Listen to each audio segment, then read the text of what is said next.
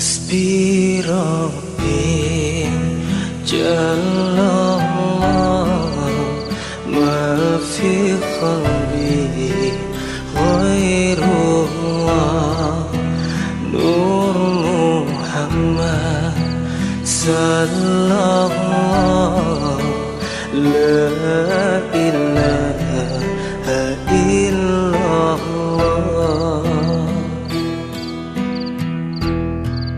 حسبي. Nah, jadi orang yang memiliki nafsul mutmainnah ini dia bingung, heran, kok bisa ya? Seakan-akan kok bisa ya? Orang ini nikmat dengan kemaksiatan, padahal dia tahu maksiat itu akan membawa dia kepada keburukan. Dan dia tidak mau melaksanakan kebaikan dan taat kepada Allah, padahal ketaatan itu menyebabkan dia mendapatkan kebaikan dari Allah Subhanahu wa ta'ala. Nanti katakan dia, ujar ulama apa? Al-ibadah awaluha murrun. Ibadah itu buat seberataan awalnya uyuh, pahit, oler, ya lah.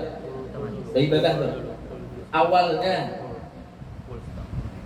oler itu bang bilang, alih itu bang sudah mengangkat takbir berdalil 5 menit aja sembahyang asar, sembahyang maghrib, cuma kok oler. Ibadah itu kata ulama memang awalnya adalah murun, pahit, sulit, capek. Ganalnya Allah. Latihan sudah jadi tentara, jadi polisi, jadi binaragawan, ganal awak. Latihan angkat besi, push up dan yang lainnya. Bersepeda ke sana kemari, olahraga kuat deh. Main futsal ke sana kemari kuat. Suruh gue setengah malam sembahyang 2 rakaat, maka mau bangun. Ada apa? Kenapa? Al-ibadah. Karena itu ibadah. Kalau ibadah itu berat. Walaupun cuma mengetik tasbih subhanallah 10 kali, itu berat. Daripada dia nang duduk pepanderan lawan kawan mengomongakan si pulana 3 jam pada tutup, pisahkan airnya tadi. Cuma kada berat. Cuma kalau sudah ibadah subhanallah, baca rotib al-haddad itu seminggu sekali. Masa panjang mana kalau sudah berteleponan atau sudah mengobrol, sudah berduduk, duduknya di mana? Bukan di majelis, di pos kamling dan semacamnya, duduk bermainan yang rame-rame, waduh, udah situ. Nih, gampang baginya. Cuma kalau ibadah awal murrun. Ibadah itu awalnya kata ulama murrun. Ya. Jadi kita uyuh pahit. Wa akhiruha khulwun, akan tetapi akhirnya akan menjadi manis, akan menjadi manis. Wa mithaluha, contohnya dari ulama, mithalu rajulin, seumpama daripada laki-laki, so'idal jabal, yang naik ke atas gunung, mendaki gunung. Uyuh kada kira-kira ada siapa yang bisa mendaki gunung, naik ke atas gunung tuh? Uyuh kada? Sudah uyuh bekal seadanya pula. Makanya dikatakan ya, sebagian orang mengatakan kalau kita itu hendak tahu capeknya tentang urusan dunia, belajar naik gunung. Kalau hendak mengetahui pun, setia kawan kita bawain naik gunung. Ya, kawan kita tuh, kita hendak tahu nih kawan kita nih baik kan? Ya, bawain di tempat dia naik gunung dong. Nah, tahu kita tuh. Kenapa? Karena ketika orang naik gunung itu bekal seadanya, minuman seadanya. Capek uyuh aja yang didapatkan. Ya, jadi ujar ulama apa? Orang beribadah itu beratnya seperti orang yang lagi mendaki, ya, atau sama juga seperti orang yang berenang di lautan. Lain di sungai sini aja, di lautan. Atau orang yang mendaki gunung, ujar ulama, bimasyaddatin wa ta'abin. Berat, capek yang dia dapatkan naik. Wa idza wasala, akan tetapi bila sudah sampai, ya lah, sudah bertajak bendera tuh boy. Ada orang mendaki gunung aja ya lah, bertajak bendera tuh di atas sudah mendaki gunung Himalaya jadinya. Sementara mendaki ini bu kayak Pak, wah, untung sambil aja tuh, jatuh jadi tadi dia, mau benar aja ini. Sudah sampai ke atas, bertajak bendera. Nah, apa yang dia dapatkan? Ghayatahu tamatta'a bi thayyibil jawar. Maka dia akan mendapatkan keindahan. Maka dia akan mendapatkan kenyamanan, keberhasilan bagi dia. Ya. Kenapa? Sudah melewati rintangan. Begitu juga orang melewat tes tadi. Hendak jadi polisi dites kada bu? Dites dulu kalau hendak jadi satpam aja dites bu. Apalagi di wadah kita nih, hendak dapat SIM aja betes. Maka tesnya nang angka 8 itu putar boy. Sampai ribut kalau kemarin itu hendak dihapus jadinya peraturan itu. Kenapa sulit bagi orang mendapatkan SIM? Capek sudah dah. Cuma kalau sudah dapat, nah maka menjadikan sesuatu itu bagi dia satu kebanggaan, satu kesenangan, satu kebahagiaan. Jadi capek seperti mendaki gunung. Wal maksiat bil aksi. Orang yang mengerjakan maksiat itu kebalikannya kata ulama. Awaluha hulun. Awalnya memang manis, nyaman, enak menurut dia, dikerjakan terus ya. Kenapa? Karena segala maksiat itu manis, nyaman, nikmat. Ya. Wa akhiruha murrun, akan tetapi akhirnya akan menjadi pahit. Akan menjadi pahit itu orang pengerja maksiat. Wa mithaluha, contohnya aja ulama, mithalu rajulin, seumpama daripada seorang laki-laki roma nafsahu minal jabal, melemparkan dirinya dari atas gunung. Ada orang sudah boleh sampai atas gunung, ya, beloncat mulai atas gunung. Mulai beloncat itu mulai bergaya dulu ya lah. Mulai beloncat dari bergaya, wah, sumbalit. Sekalinya sampai ke tanah, apa? Awaluhu wa akhiruhu halak. Akhirnya akan binasa. Jadi orang yang bermaksiat itu seperti orang yang beloncat di atas gunung. Ayo puas-puas dulu ikan. May ya'mal mithqala dzarratin khairan yara wa may ya'mal mithqala dzarratin syarran yara. Jangan Allah nampak sedikit aja kan melakukan kebaikan ada balasan, dan sedikit apa aja melakukan kemaksiatan ada makan dulu nang sebiji itu nah obat geleng kepala nyaman jadinya tuh kada ada masalah ulun dia gampang terus hidup konsumsi lagi belum saatnya. Dunia daru amalin la jazaa fiha, kata Sayyidina Ali. Dunia ini adalah waktu untuk beramal dan tidak ada balasan dari Allah. Was-was dulu kan. Mabuk, was-was dulu. Tinggalkan salat, was-was dulu. Tapi ingat, "Faman ya'mal mithqala dzarratin syarran yara." Kejelekan sedikit apapun tidak akan lepas dari Allah Subhanahu wa taala. Ada pertanggungjawaban semuanya di hadapan Allah Subhanahu wa taala. Nih, kiri kanan kita nih. Ada terus yang mencatat raqib dan atid yang mencatat kebaikan dan keburukan kita. Jadi bila melakukan maksiat, tapi ulama seperti orang yang meloncat dari atas gunung. Awalnya dia cuma bergaya indah semacamnya, cuma jatuhnya akan menyebabkan halak, menyebabkan kematian.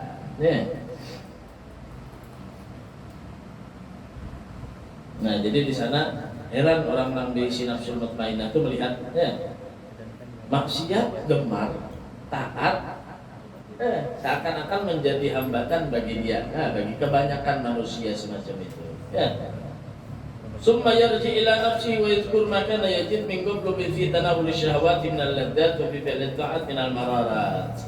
Fa ya'lam annahu lam yasil ila ma huwa fihi illa bi mujahadatin tawilatin wa inayatin minallahi 'azimatin. Ya.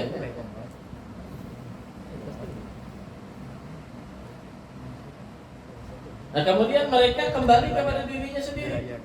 Ya, apa yang dia inginkan. Ya.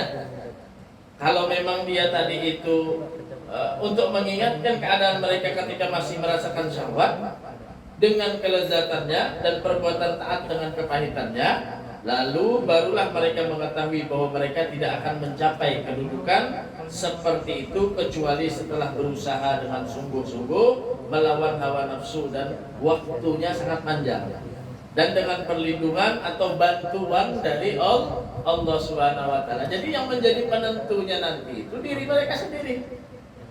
Apakah mereka ingin terus melakukan maksiat padahal dia tahu maksiat itu akan berujung kepada kepahitan, atau mereka mau melakukan ketaatan yang akan berujung kepada kemanisan dan akan mendapatkan nikmat yang lebih dari Allah Subhanahu wa taala.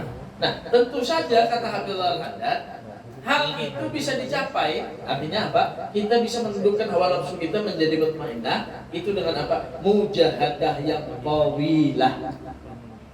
Kesungguhan yang panjang, ada seperti membalikkan telapak tangan. Ya. Jadi mujahadahnya itu berat. Ya, mujahadahnya berat melawan hawa nafsu ini. Makanya sampai kata Rasulullah apa? Kita menuju kepada jihad yang akbar, menuju kepada jihad yang besar, kata baginda Nabi Muhammad sallallahu alaihi wa ala alihi wa sahbihi wasallam. Nah, jadi lewat itu tadi bahkan ada sebagian ulama itu ya melatih hawa nafsunya tadi agar tunduk benar-benar.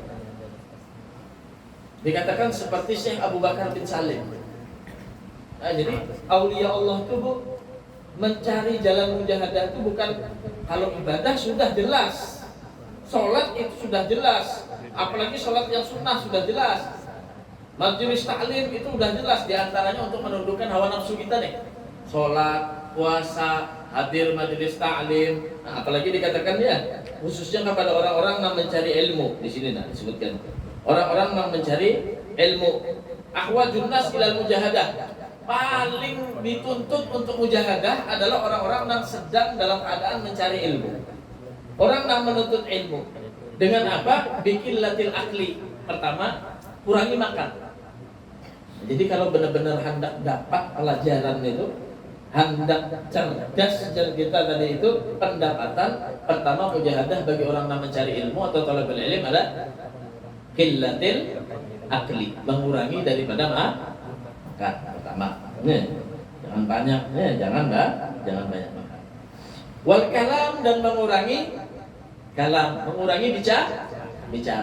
Jangan tapi banyak bicara. Wan naumi, mengurangi tidur. Jadi kalau kita di pesantren atau kita itu sudah menjadi kebiasaan atau menjadi adat istiadat orang yang mencari ilmu itu apa? Makannya kurang. Apalagi bepandirnya kurang, banyak hafalan, menghafal ini, menghafal itu. Jadi kan banyak lagi bepandir. Tidurnya kurang. Ada mamanya itu memasukkan anak ke pesantren 3 bulan dijiguki mamanya.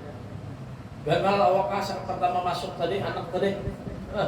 Sekali 3 bulan aja dijiguki, Mbak. Nah, langsing manalikan berkurus. Jadi servitannya dimakani apa? Ikan melihat dimakan nasi, tahu, tempe, makanan mae di sini aja. Wow, dan mamanya kayak apa ini? Ya, itu mujahadah. Itu bentuk mujahadah. Bagi orang-orang yang menuntut ilmu itu adalah dia harus dituntut semacam itu. Sekira apa? Menjadi dzihn fil akal. Akalnya ini menjadi cerdas. Cepat tanggap. Nah, dengan sebab dia mengurangi makan, mengurangi bicara, mengurangi tidur, dan memperbanyak hudur majelis taklim. Artinya banyak daripada menghadiri majelis taklim. Nah, itu akan mengasah daripada kemampuan otak dan akan melemahkan daripada hawa nafsunya tadi. Melemahkan daripada hawa nafsunya tadi. Nah, seperti Syekh Abu Bakar bin Salim dikatakan seorang wali min auliyatillah di kota Inah. Syekh Abu Bakar bin Salim. Nah, beliau ini mujahadatun nafas juga. Ibadah sudah, sholat sudah, apalagi berzikir sudah, ya, kemudian puasa sudah, karom sudah. Pokoknya kalau datang ke rumahnya Syekh Abu Bakar bin Salim itu pernah disamu sidin. Siapa aja dan datang dipotongkan sidin kambing itu Syekh Abu Bakar bin Salim. Subhanallah. Jadi Syekh Abu Bakar bin Salim ini terkenal karomnya. Artinya dermawannya Syekh Abu Bakar bin Salim. Cuma apa yang dilakukan sidin? Wali bukan. Bahkan semua ulama pada saat itu merujuk ilmunya kepada Syekh Abu Bakar bin Salim. Apa gawian sidin? Dikatakan Syekh Abu Bakar bin Salim. Yasri kula lailatin ila Tarim. Tiap malam itu boleh berjalan di kota Tarim.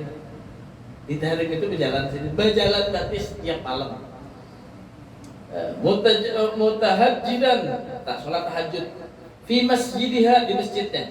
Ya, di masjidnya. Jadi masjid-masjid di kota Tarim itu beliau jalan untuk sholat tahajud di masjid-masjid itu. Tiap malam tuh.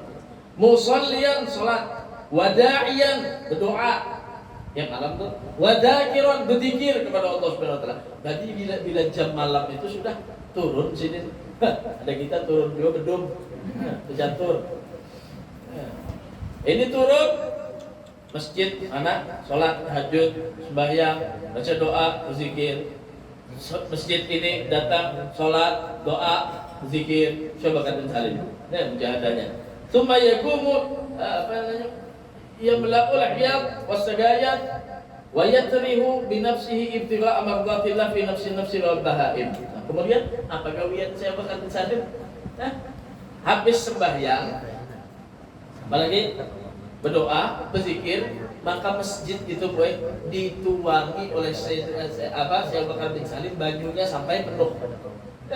Gawian sini apa? Memenuhi banyu-banyu yang ada di masjid. Supaya nampak orang sembahyang subuh nyaman duduk, ya dulu dituang banyu itu.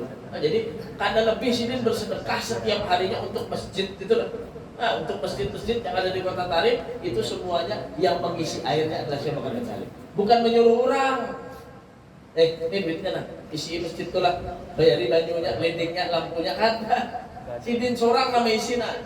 Tiap malam itu wali min auliya'il illah Syekh Abu Bakar bin Salim. Ya.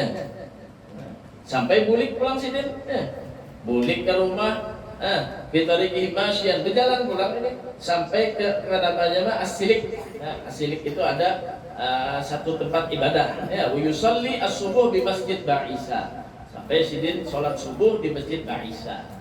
Di kota Tarim itu juga ya. Jadi sholat beliau di kota Tarim tiap malam tuh ngisiin air, sholat dulu, berdoa, berzikir, ngisiin air. Membersihkan kamar mandi itu kerjaan Syekh Abu Bakar bin Salim. Jadi khidmah fil ilm itu termasuk mujahadatun nafas. Allah yarham Habib Munzir bin Fuad Al-Musawwar. Di Jakarta ada Habib Munzir, pimpinan majelis Rasulullah dulu. Beliau meninggal dunia sudah. Allah yarham Habib Munzir. Beliau itu belajar ilmu di mana? Di Tarim. Langsung kepada Sayyidil Habib Umar bin Muhammad bin Salim bin Habib. Dan ceritanya sendiri beliau Jasidin, aku ini Jasidin sebenarnya dikatakan belajar lawan Habib Umar, yang kada belajar, dikatakan kada belajar, ya aku belajar. Kenapa? Karena yang lain, kata Habib Munzir, yang lain itu pada megang kitab ketika belajar sama Habib Umar. Yang lain belajar kitab nulis, apa yang disampaikan Habib Umar ditulis, dicatat, dipelajari. Habib Munzir enggak. Bicara Habib Munzir ketika Habib Umar sudah mengajar, aku kada sanggup melihat kitab. Kenapa? Lebih indah memandang muka guruku pada melihat ini kitab. Nyaman melihat muka sidin pada melihat ini kitab. Bicara Habib Munzir bin Fuad Al-Musawwar. Jadi bahasanya apa yang disampaikan sidin itu biar aja lalu ada bapak. Yang penting kawa langsung memandang melihat Habib Umar kada tersilat waktu melihat kitab. Nah inilah kejahadahnya orang-orang saleh ya. Jadi macam-macam mereka. Kemudian ketika sudah jam makan, kerjaannya Habib Munzir itu apa? Membuat nasi, membuat lauk, menyiapkan makan, tuntun makanan para santri. Beliau pulang membasuhi talam-talamnya, kegawiannya. Makanya dikatakan oleh ulama apa? Man khadam bedam.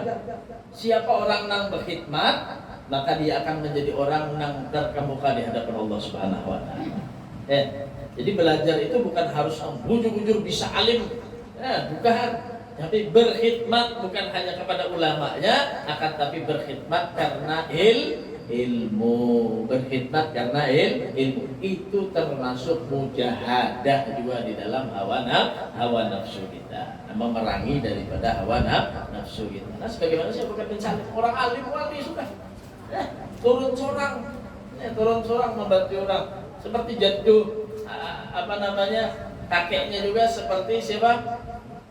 Al-Imam Ali Zainal Abidin, semacam itu juga. Tidak kurang sehari semalam beliau sholatnya sunnah 1000 rakaat. Cucunya Rasulullah tuh, Imam Ali Zainal Abidin bin Husain bin Fatimah Zahra binti Rasulullah sallallahu alaihi wasallam. Sehari semalam sholatnya 1000 rakaat. Cuma sembahyangnya itu ada maulahnya lalai, ada. Artinya lalai dalam mujahadah bukan.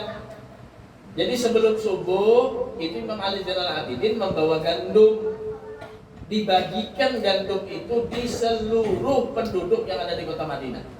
Nah, dibagi kan? Tiap malam itu membagi gandum di muka rumah orang. Dan tidak ada yang tahu siapa yang membagi. Jadi membuka lawang, ada gandum bawa masuk sekotaan tuh. Kapan terbongkar dan tahunya ketika Imam Ali Zainal Abidin meninggal dunia. Masih dia meninggal, kadang lagi nak membagi gandum. Nah, ketika orang yang memandikan beliau tahu, ternyata di punggung beliau ada bekas daripada bekas mengangkat daripada beban berat. Jarbini Sidin apa? Tahulah yang membagikan daripada gandum tiap malam di kota Madinah siapa? Al-Imam Ali Zainal Abidin. Ya. Luar biasa, cucunya Rasulullah kayak apa? Membagikan gandum tiap malam tanpa diketahui siapapun. Nah itu buat caranya memerangi daripada hawa nafsu. Dua diantaranya. Nah, subhanallah. Jadi kita kalau melihat orang-orang salihin ini, bagaimana dia tadi itu memanfaatkan dunianya untuk meraih daripada akhirat, luar biasa. Nikmat, dan itu harus menjadikan bagi kita pelajaran agar kita dapat mencontoh kepada kebaikan-kebaikan daripada mereka tersebut. Nah, sebagaimana sebagian mereka juga mengatakan,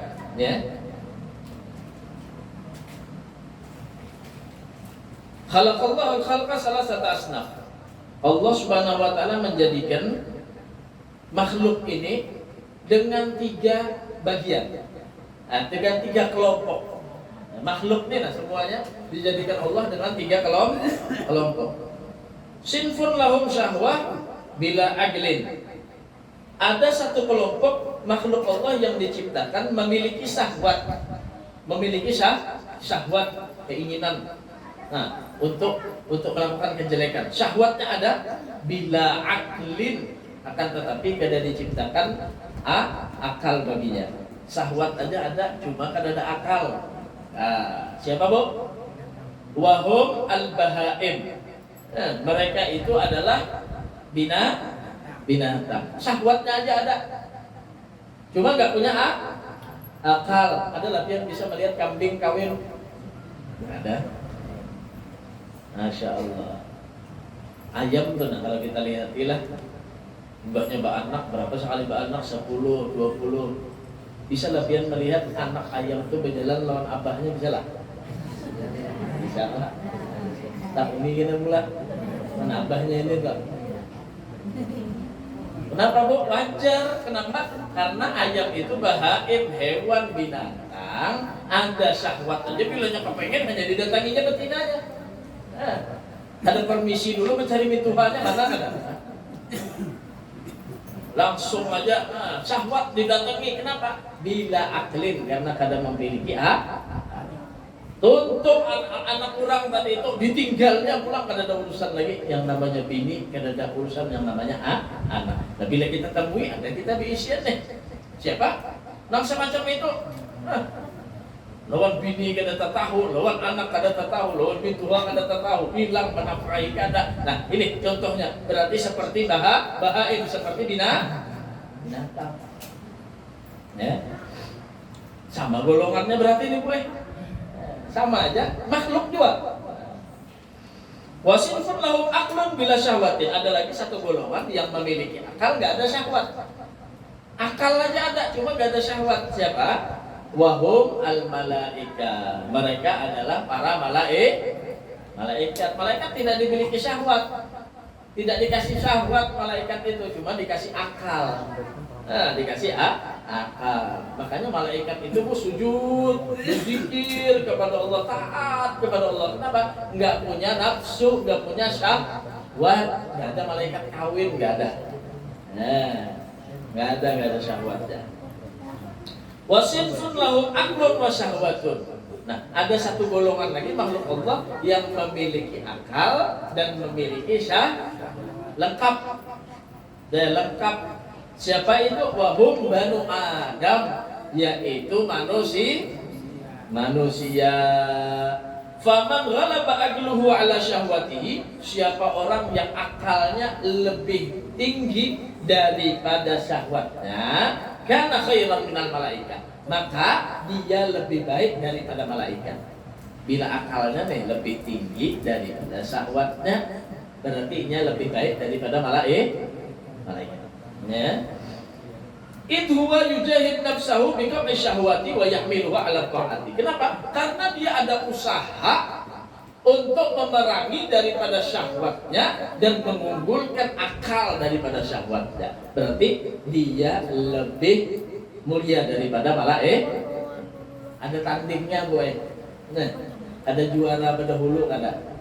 Ada bertanding dulu hanya juara. Berarti lebih hebat ini. Ya. Karena ada tandingannya. Nah.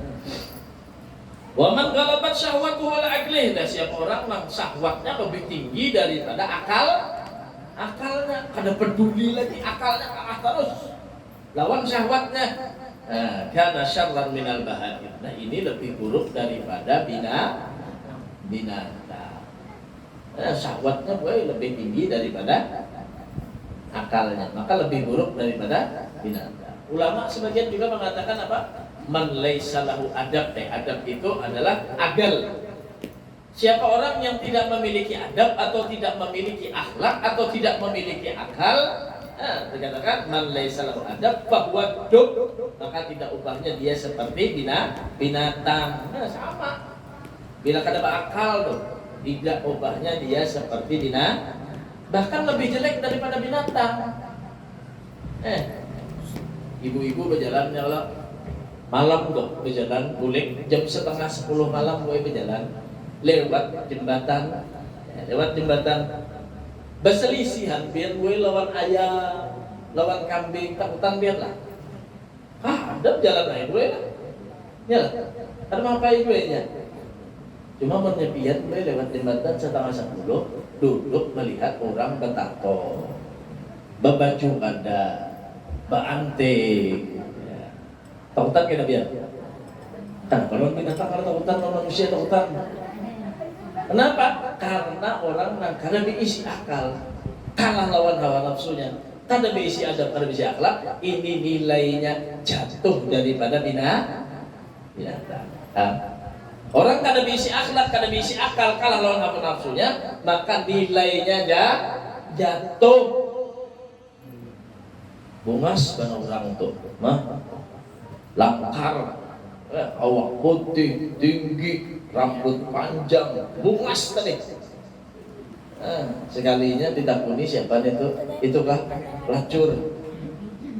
Jatuh kada harga dirinya? Jatuh. Ada orang boy tampan, rupawan, kaya, mobilnya bagus, hartanya banyak. Jadi ibu-ibu, mudahan jadi minantu pun itu tuh. Hujan nang andom-andoman bebinian, mudahan itu jadi jodoh. Kenapa? Tampan, sugih, bungas. Sekali ditakuni siapa itu? Perampok gawiannya. Ada janjiin mun kayak itu. Iyalah. Kenapa orang yang kada beisi adab, akhlak, bahkan akal di bawah daripada hawa nafsunya, maka nilainya jatuh. Nilainya jatuh. Apalagi di hadapan Allah Subhanahu wa taala. Jadi para ulama Orang-orang yang kadang bisa menentukan hawa nafsunya dengan akalnya tadi. Nah, artinya di sini sama lawan pelajaran yang kita ajari sekarang apa? Nafsunya ini masih amarah, masih amarah. Nah, itu terus dipakai dia, terus dikembangkan sama dia, tidak mau ditingkatkan, ditundukkan hawa nafsu dengan akalnya, maka dia ini menjadi orang-orang yang rugi nanti, orang-orang yang bahkan bisa mendapatkan kecelakaan dari Allah Subhanahu wa Ta'ala. Mudah-mudahan kita kawat nih mengembangkan ibadah kita. Dalam keseharian kita, tutur kata kita, ibadah kita kepada Allah Subhanahu wa Ta'ala, sehingga nafsu kita ini menjadi nafsu yang baik, nafsu yang mutmainnah, yang bisa membawa kita ke dalam keridhaan Allah Subhanahu wa Ta'ala. Amin Allahumma amin Allahumma amin. Wallahu ta'ala a'lam bissawab. Al-Fatihah. Hasbi Rabbi Jalla ما في قلبي غير الله نور محمد صلى الله لا